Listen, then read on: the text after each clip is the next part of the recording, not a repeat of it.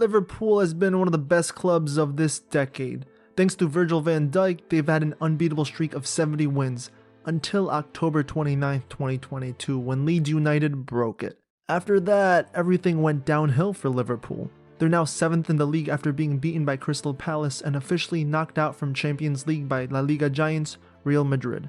So what happened to Liverpool and why are they spiraling downwards? Even though players like Mohamed Salah, Trent Alexander-Arnold, and Roberto Firmino have been vital to Liverpool's recent success, everything changed this season. Their form broke down and they had trouble recapturing their past season's form this year. Mohamed Salah led all scorers in the league from 2017 to 2019 campaigns, but has only scored 16 goals in the Premier League so far. Trent Alexander used to compete with Kevin De Bruyne on the top playmakers the previous season, but now only has 2 assists. Roberto Firmino, who played a crucial role in Liverpool's Champions League victory in 2019, is now a bench player and wants to leave the club. But it's not all their fault. Injuries to other players added salt to the wound of losing their form. Virgil van Dijk has been out of the season due to a knee injury. Liverpool's dismal performance this season is also significantly impacted by their weak defense. Although they've always had a strong D, it's been flopping this year, more than any other side in the top 10 this season, causing them to let 42 goals slip in the Premier League. Virgil van Dijk is usually a superb defender with tremendous aerial ability and superior positional awareness, but he couldn't showcase his skills this season due to his absence. It left a significant gap in Liverpool's defense, which Nate Phillips and Matip found challenging to cover. It looks like one man can make a difference. On top of that, Liverpool has suffered numerous injuries to other defenders, further breaking down their team. Due to the prolonged absences of Joel Matip and Joe Gomez, they've been forced to rely on young defenders like Nate Phillips and Williams, who are capable of only a fraction of what more experienced players can do. This season, Liverpool's midfield has been a significant problem, which is pretty ironic because in the past, it has always been one of their strengths, which players like Jorginho Wijnaldum, Fabinho, and Jordan Henderson led. However, Liverpool's midfield needs help directing games and producing opportunities this year.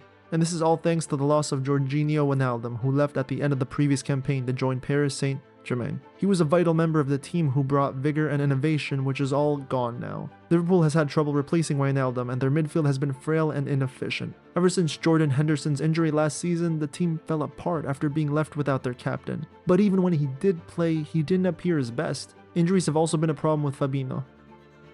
Liverpool's lack of signings is another factor in the club's poor performance this season. Despite losing important players like Sadio Mane, Wijnaldum, Dejan Lovren, and Adam Lallana during last year's summer transfer window, they've yet to make significant acquisitions. Liverpool has paid a steep price for failing to acquire a centre-back during the summer transfer season. Their reliance on improvised defenses due to the injuries of Van Dijk, Gomez, and Matip has resulted in uneven performances and outcomes. On top of that, their inability to rotate their team successfully also impacted the depth of their squad, which is a 180 compared to the previous seasons. We've talked a lot about injuries, but this is by far one of the biggest reasons for their failure this season. They've suffered greatly, especially in defense. In the Merseyside derby against Everton in October 2020, their star centre-back Virgil van Dijk received a catastrophic knee injury that prevented him from playing the balance of the season. 2 other Liverpool centre-backs, Joe Gomez and Joel Matip, have also sustained long-term injuries, drastically depleting Liverpool's defense depth. It's as if the team's on life support now. And because of their lack of defense, Liverpool had to use midfielders and young players as backups. And this has done more harm than good, causing them to give up more goals this season than they did the year before. They've struggled to retain clean sheets when playing against top clubs, which has been particularly obvious in their performance. Liverpool's inability to play with the same intensity and strong pressing that they were able to last season has also had an impact on their attacking style. Their morale has been obliterated.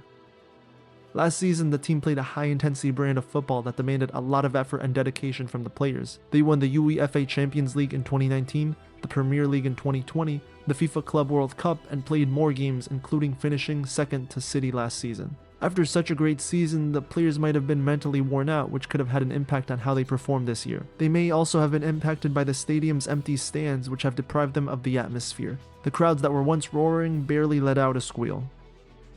Lack of squad depth has been another factor. Due to injuries and a packed schedule, Liverpool's team is overstretched. Ever since the COVID-19 pandemic, Liverpool was forced to play several games quickly, and the players have been under stress ever since. This season, especially in defense, Liverpool's lack of depth on the team has been made more apparent. Injury among Liverpool's defenders has given Liverpool few choices in defense. The squad has needed players like Nate Phillips and Reece Williams to step up and fill vital roles. They've performed admirably considering the circumstances, but they are not on par with Liverpool's starting defenders. Liverpool has also struggled with lack of depth in midfield. Thiago Alcantara's injury has been extremely critical. This Spaniard is a key member of the squad, and Liverpool has had trouble controlling games and lacked Henderson's inventiveness and motivation. Many underperforming teams are now at their peak, as teams like Brighton, Nottingham Forest, and Newcastle could trash anyone coming their way. Some few weeks ago, we saw Brighton beating Liverpool 3-0 in the EPL and knocking out the Reds with a 2-1 win thanks to Mitoma, who went to the University of Tsukuba to study football. Joe Gomez was on the front page headline as Mitoma showed them class. Even though this might be the end for Liverpool, it doesn't have to be the end for us. Subscribe and don't forget to control your balls.